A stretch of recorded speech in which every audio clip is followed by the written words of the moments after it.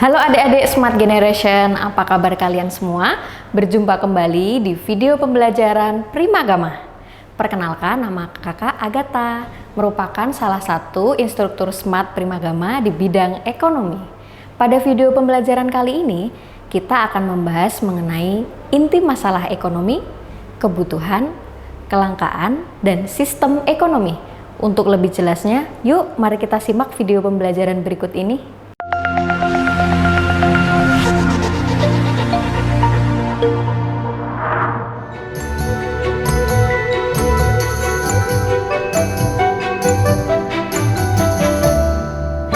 Hai adik-adik, apa sih yang dimaksud dengan ilmu ekonomi? Ilmu ekonomi merupakan ilmu yang mempelajari upaya manusia dalam usaha untuk memenuhi kebutuhannya, gunanya untuk mencapai kemakmuran. Kemudian, masalah ekonomi itu dibagi ke dalam dua kategori. Yang pertama masuk ke dalam aliran klasik, dan yang kedua menurut aliran modern. Yuk kita pelajari lebih dalam, apa sih yang dimaksud dengan aliran klasik? Masalah ekonomi pada aliran klasik ini dibagi menjadi tiga. Yang pertama yaitu produksi. Produksi ini merupakan kegiatan menghasilkan atau menambah nilai guna dari suatu barang.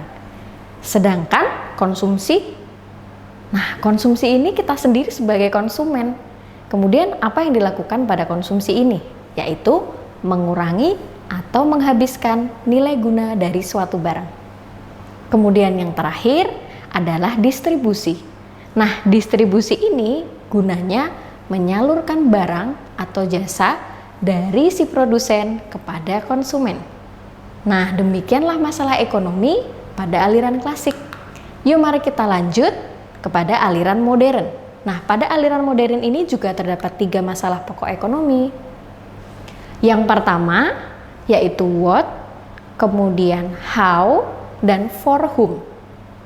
What ini untuk menjawab pertanyaan, barang apa sih yang akan diproduksi oleh produsen? Kemudian how, bagaimana cara produsen memproduksinya? Dan for whom, sasaran atau pangsa pasarnya. Nah, yuk mari kita lanjut ke contoh soalnya. Perusahaan tas Jimmy pada tahun 2019 mengalami kerugian akibat terlalu banyak perusahaan yang mengeluarkan pembayaran untuk gaji karyawannya. Sehingga di awal tahun 2020 ini perusahaan memutuskan mengurangi jumlah karyawan. Dari ilustrasi masalah tersebut dapat disimpulkan bahwa masalah pokok ekonomi modern yang dihadapi oleh perusahaan Jimmy adalah kita memiliki 5 option. Option yang A, what, kemudian option B, how, option C, when, option D, where, dan option E, for whom. Kita sudah tahu ya bahwa masalah pokok ekonomi pada aliran modern hanya 3, yaitu what, how, dan for whom. Option C dan D patut kita coret. Begitu. Nah, ketika perusahaan Jimmy mengalami kerugian akibat terlalu banyak karyawan dan dikurangi, sehingga permasalahan ini menjawab pertanyaan. Iya, benar sekali. Jawabannya adalah yang B atau how. Bagaimana cara perusahaan ini memproduksi barangnya. Oke, sudah paham? Yuk mari kita ke pembahasan berikutnya. Nah, selanjutnya adalah kebutuhan. Kebutuhan ini adalah keinginan manusia atas barang dan jasa yang beraneka ragam untuk dipenuhi dengan sarana sehingga mencapai kemakmuran. Nah, macam-macam kebutuhan ini dibagi berdasarkan 4 jenisnya. Yang pertama adalah berdasarkan intensitasnya. Berdasarkan intensitas, ada kebutuhan primer, ada kebutuhan sekunder, dan ada juga kebutuhan tersier. Udah tahu pasti kan ya kebutuhan primer itu apa? Kebutuhan yang kita gunakan atau kebutuhan pokok kita. Contohnya adalah sandang, pangan, dan papan. Kebutuhan sekunder adalah kebutuhan berikutnya setelah kebutuhan primer terpenuhi. Dan kebutuhan tersier merupakan kebutuhan mewah.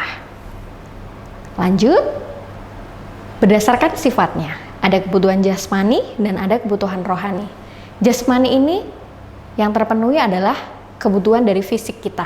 Kemudian rohani adalah kebutuhan yang kita gunakan untuk rohani kita. Selanjutnya ada waktu penggunaannya. Dibagi menjadi dua, yaitu kebutuhan sekarang dan kebutuhan yang akan datang. Kebutuhan apa sih yang kita gunakan sekarang dan kebutuhan apa yang akan kita gunakan di masa yang akan datang? Contohnya adalah, kita menyimpan uang, menabung untuk apa? Kira-kira suatu hari nanti, adik-adik kan sedang SMA ya. Nah, suatu hari nanti pasti akan, kalau memilih kuliah, pasti akan kuliah. Itulah yang dimaksud dengan kebutuhan yang akan datang. Kemudian, berdasarkan subjeknya, ada kebutuhan individu dan ada juga kebutuhan publik. Nah, kita tadi sudah belajar mengenai masalah pokok ekonomi dan juga kebutuhan. Nah, di dalam ekonomi ini ada yang dimaksud dengan kelangkaan. Kelangkaan merupakan keadaan di mana ketika kebutuhan kita itu lebih besar jumlahnya dibandingkan alat pemuas kebutuhan atau sumber daya yang ada, sehingga terjadilah kelangkaan. Kenapa kelangkaan ini terjadi? Nah, ingat-ingat ya adik-adik, kenapa tadi? Karena sumber dayanya terbatas, sedangkan keinginan atau kebutuhan manusia itu tidak terbatas. Yuk kita cek ke contoh soalnya. Kelangkaan merupakan masalah mendasar dalam ekonomi. Salah satunya adalah kelangkaan sumber daya modal. Maka, langkah yang tepat dilakukan pemerintah untuk mengatasi masalah tersebut adalah option A, menaikkan harga barang agar laba besar dan modal melimpah. Yang B, membuka sektor usaha yang membutuhkan modal besar. Kemudian yang C, mereformasi administrasi permodalan dan menaikkan bunga. Kemudian yang D, memperoleh investasi dan menawarkan peluang usaha padat modal. Kemudian yang option E, mengirim banyak tenaga kerja ke luar negeri untuk bekerja dan mendapatkan modal. Kita ingat kembali, apa sih masalah pada soal ini? Masalahnya adalah terjadi kelangkaan pada sumber daya modal, sehingga option yang kita pilih adalah tentu saja yang D, yaitu mempermudah investasi dan menawarkan peluang usaha padat modal. Dengan mempermudah investasi ini, maka banyak orang yang akan menanamkan investasinya.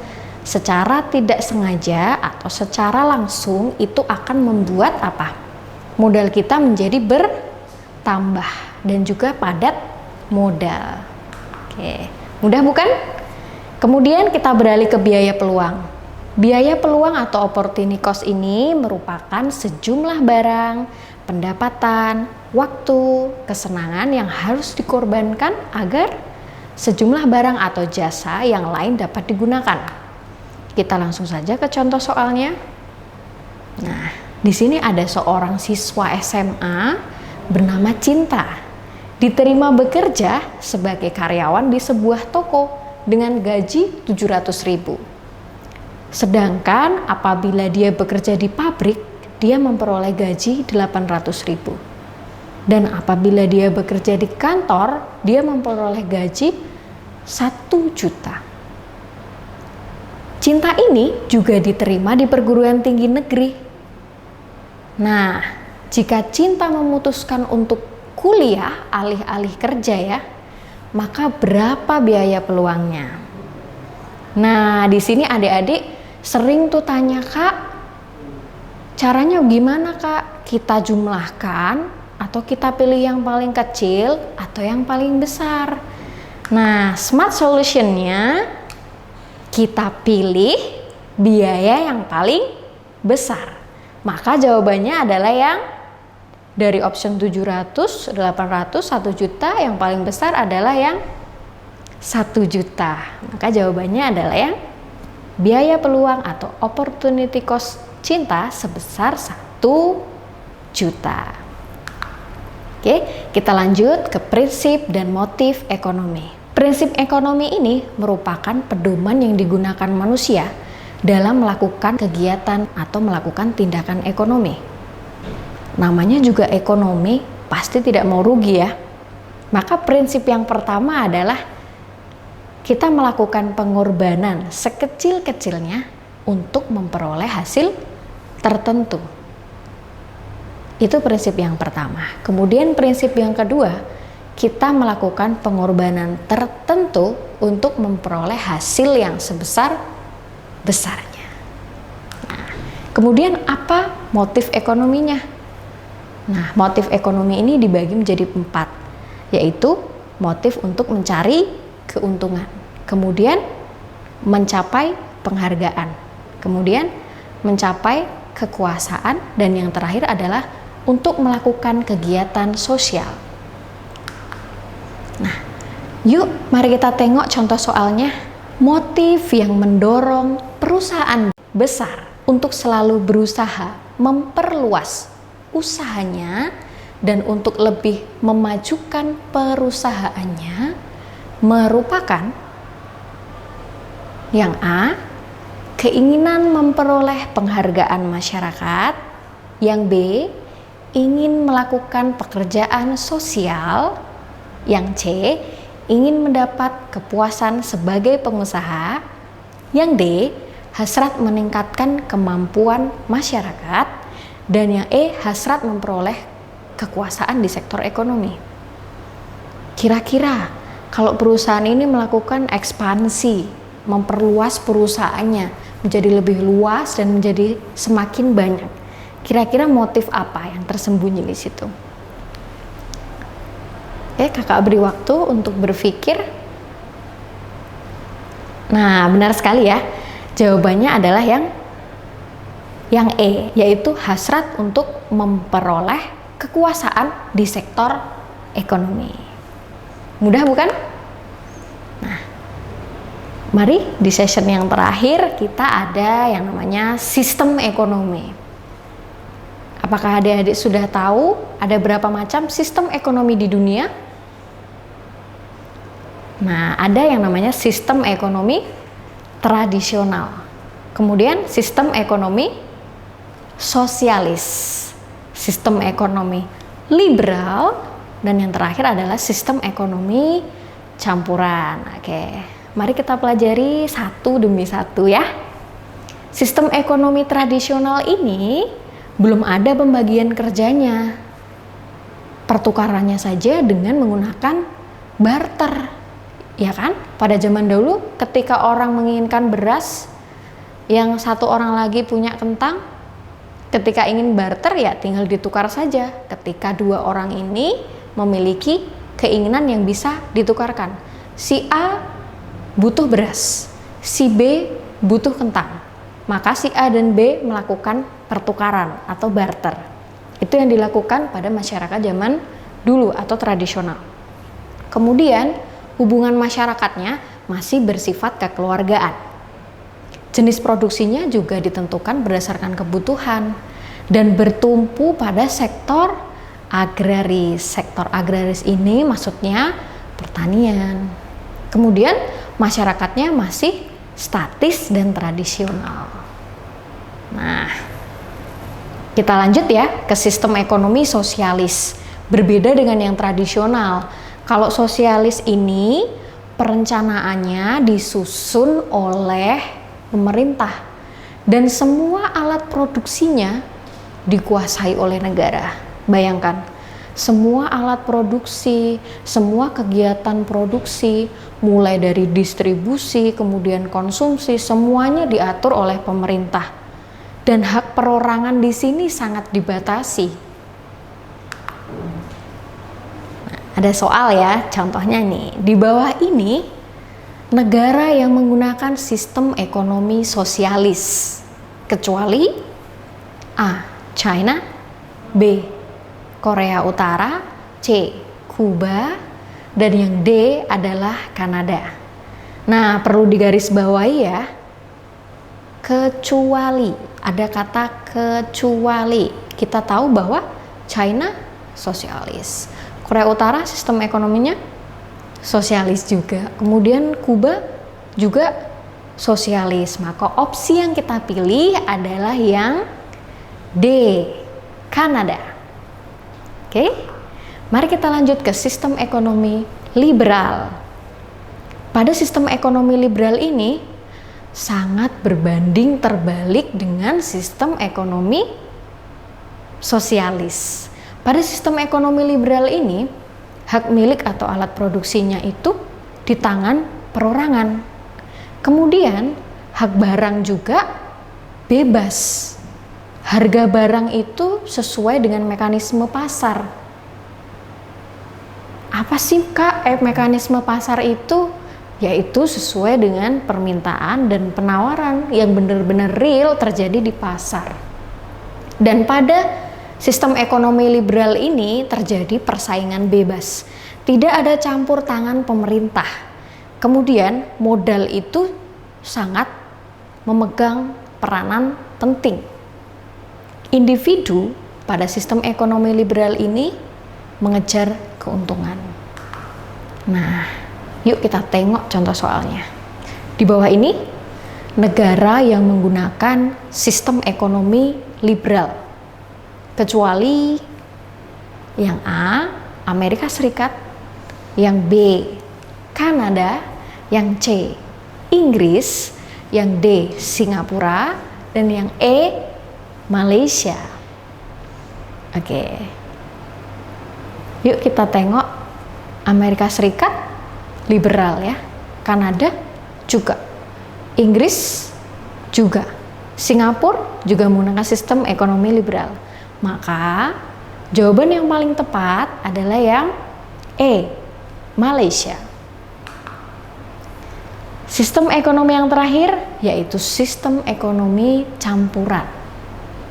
Pada sistem ekonomi campuran ini, antara pemerintah dan pihak swasta telah terbagi dengan jelas peran-perannya. Pemerintah berpengaruh, pihak swasta juga berpengaruh. Kemudian bidang garapan mereka juga sudah dibagi. Makanya ada yang namanya badan usaha milik negara, kemudian badan usaha milik swasta. Sudah dibagi perannya dengan jelas. Jadi pada sistem campuran ini, pemerintah ikut campur, swasta juga ikut campur. Jadi keduanya membentuk sistem ekonomi. Nah, yuk mari kita langsung ke contoh soalnya. Di bawah ini negara yang menggunakan sistem ekonomi campuran adalah yang A, Jepang, B, Singapura, C, Korea Selatan, D, Indonesia, dan yang E, Belanda. Yuk kira-kira yang mana? Pasti bisa cepat kalau mengerjakan soal ini. Iya betul sekali, yang D ya, Indonesia. Indonesia menerapkan sistem ekonomi campuran. Makanya ada badan usaha milik negara dan ada juga badan usaha milik swasta. Demikian adik-adik Smart Generation penjelasan mengenai inti masalah ekonomi, kebutuhan, kelangkaan, dan sistem ekonomi. Semoga bermanfaat ya untuk kalian semua. Sampai jumpa di video berikutnya. Jangan lupa subscribe channel YouTube kita dan bunyikan loncengnya agar tetap update video dari kita. Primagama siap, Primagama smart, Primagama terdepan dalam prestasi.